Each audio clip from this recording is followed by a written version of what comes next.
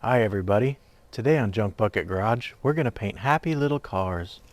And they're going to do happy little burnouts. It's going to be magnificent. Alright. Preparing for paint isn't the funnest thing in the world, but painting's pretty fun.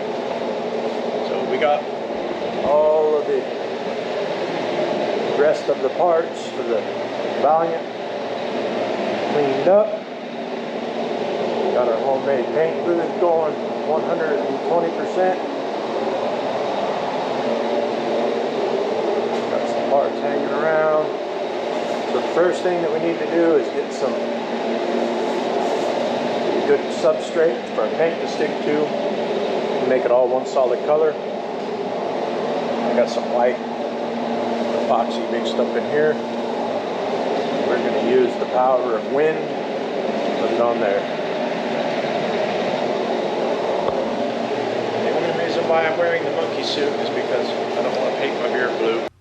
Otto did end up painting his beard blue that day. Cleaned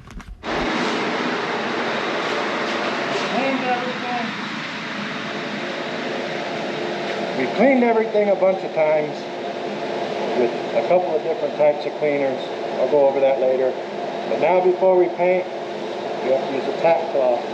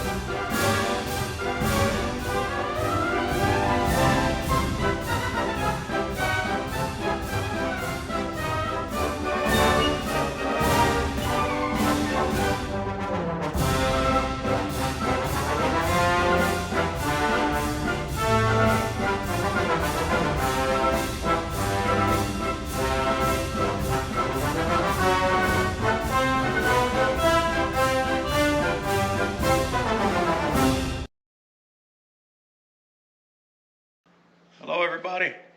It's a little past, oh my god, 30 o'clock in the morning. Not too bad. We got the car moved into the barn. Looking shiny. You know you're doing good when you pull your car in and the whole garage gets brighter on the inside. It does, even when you turn the lights on. So this is what we're going to start finishing on today. We got what's left of the car in epoxy primer. We're going to start making it change colors. Heck yeah. Can't forget the little stuff like your ashtray. And when you go to put your car back together, you got to paint an ashtray. All right. You can see this man putting his oily fingers on our nice clean surface. I washed my hands. I had to. I couldn't see up my phone. So now that needs to be degreased. How do you feel now?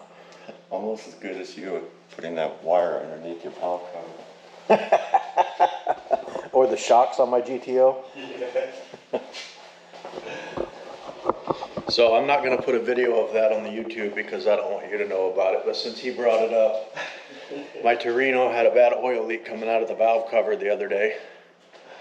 And I said, well, I just fixed the valve covers and put gaskets on them, and so it must be that new intake leaking. And when I started looking around, I had the old ground wire right across the top of the head underneath the valve cover in the back.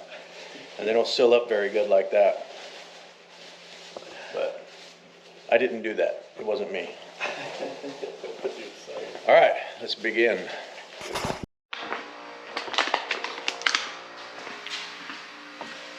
Before I get started squirting color at this, I got a little carried away with my epoxy. I don't know if you can see that or not on this video. I'm hoping you can. But there you go. I got a little sag right there. Definitely don't want that showing through the paint. So I got some 500 grit and some water. Just get nice and wet. And I'm just really lightly gonna cross hatch and be really gentle. Keep that wet and clean until that's all flat right there. And you want to use a block, you don't want to use your fingers because you gouge the paint if you use your fingers.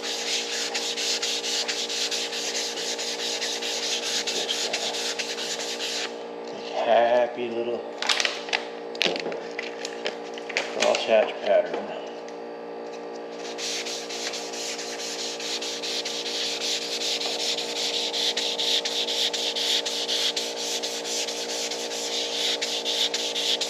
And this is the same idea that's behind color sanding.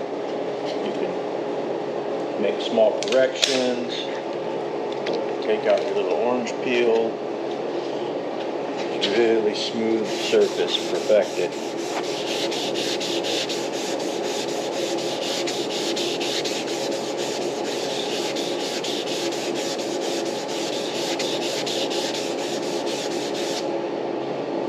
Get real close.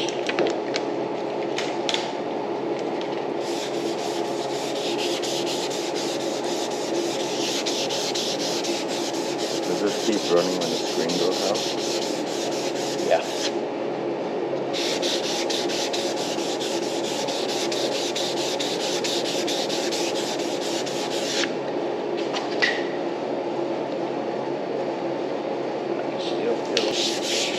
Fire some color at it. I'm just going to go around where I just sanded and make sure it's all nice and flat and blended in. This big color's change.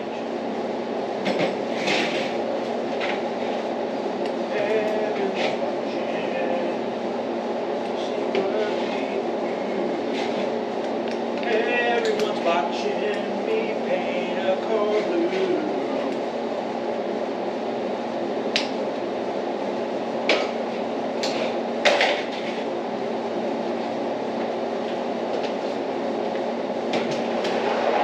Do yourself a favor, if you're going to paint more than 1 gallon of paint, get all of your paint together, buy a clean 5-gallon bucket, degrease it real good, and pour all your paint into one bucket, mix it up real good, and then put it back in your 1-gallon cans. That way there's no chance of any of the pigment being off. When you switch from 1 gallon to the next, a little bit of difference in the sunlight will make your car look. So make sure you mix it all together first.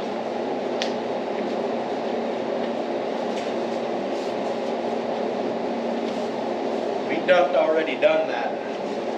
About the same. Oh, look at this. See something beautiful? Check this out. Oh, it's like therapy right there. Look at that.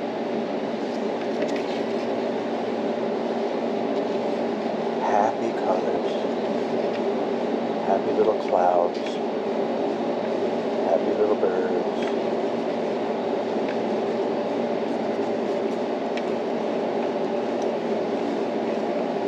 I don't paint enough to invest in a paint shaker. I guess Hobo Freight's got a really cheap one I probably could have tried. But if you are mixing by hand and your pigments have separated like this one has, don't rush it. Just mix for a while. So my paint mixture is 3 to 1 to 1. So you're going to go on your cup here. On the top it'll say 3, 1, 1. These are parts. So you pour your paint up to wherever you want. I'm going to do 5.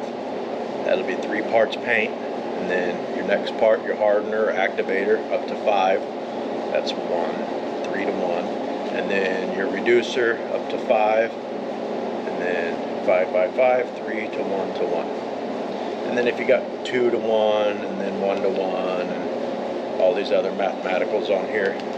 They're handy to have. Something I learned is when you're getting ready to spray, you know you're going to use more than one pot. Mix them both up. They got a shelf life. They're not going to go off right away.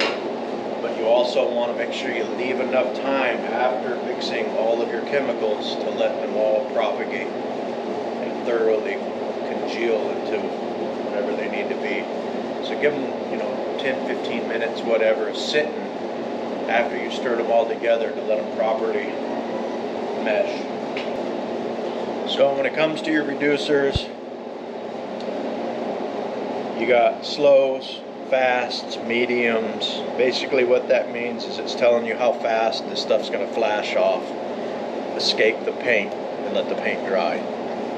The whole idea behind this is ambient temperature. We're in Northern California, so it's always 500,000 degrees. I usually use a slow. I do have some mediums and fasts in case I do paint at midnight and it's only 30, 40 degrees outside. I feel like you're safer being a little too slow. You just got to wait longer in between coats for it to flash. If it's too fast, you can have trouble with texture of the paint. It can be, I've heard you can have it setting up out of the gun and just going on like dust. I've never seen that, but why take that chance, right? Most important thing when you're choosing your reducer and you're estimating your flash times is to give it a little extra flash time. I had to repaint my GTO once because I got solvent pop. I've seen a couple of people paint their hot rods and just cry themselves to sleep because they got solvent pop. And what'll happen is you'll coat over the top of this, you'll put your first coat on, your second coat on, your third coat on, whatever, and as you stack those coats up, you're getting more and more of this reducer solvent or whatever. The solvent may be stacked up on your substrate, and that stuff still has to escape. Especially when you're doing a two-stage paint and you're doing a clear coat, what'll happen is you'll stack up a bunch of layers of base coat and clear coat, and then you get that last layer of clear coat on, and then you come back the next day and you got white clear spots all over your paint job. That's called solvent pop. Basically what it is your solvent's trying to outgas, but you've trapped it in there by putting more coats on top of it, and it's blowing bubbles in your top coat. And the fix for that is take it all off and start over again. It's bad news. So if you're looking at a 15-minute flash time, wait 30 minutes. You usually have 8 hours or 6 hours, or make sure you know your chemicals, read their MDSD. MDDS, your material safeties. Learn yourself up on what this stuff does, what kind of flash time it needs, what the ambient temperature is going to do to affect that flash time. It's the little things like this that you miss that will absolutely crush your soul when your paint job gets messed up. Don't be scared though. Just do it. Watch stupid people do and make mistakes and then learn from them. That's what I'm here for. If you're going to do any kind of painting, get these throwaway liners and cups. These are called the cups by the Bilbis.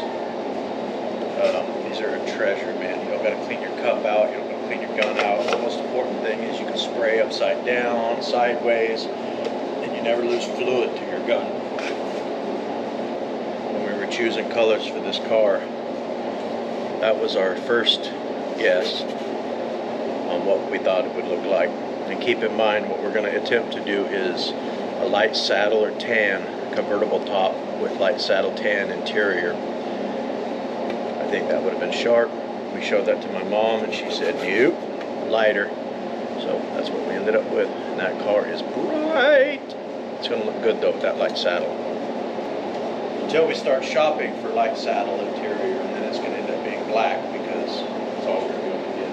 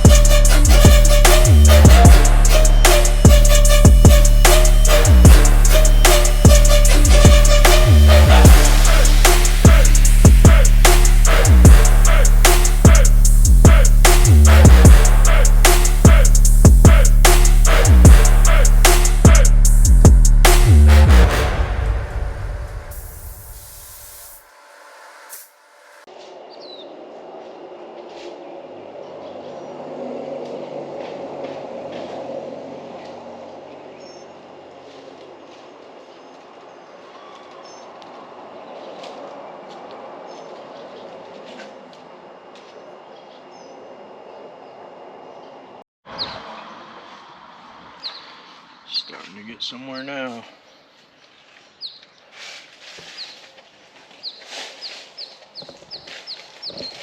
I tell you,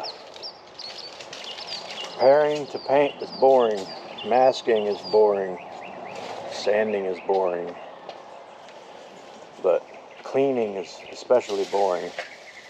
But if you do a good job masking and prepping, it sure is nice to see the outcome.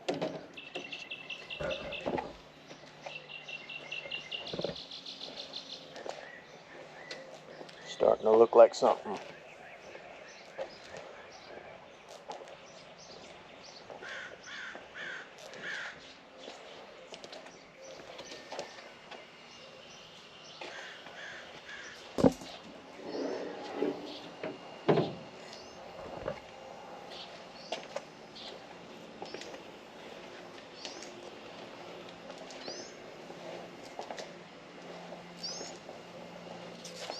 And that's how we paint happy little cars in the junk bucket garage.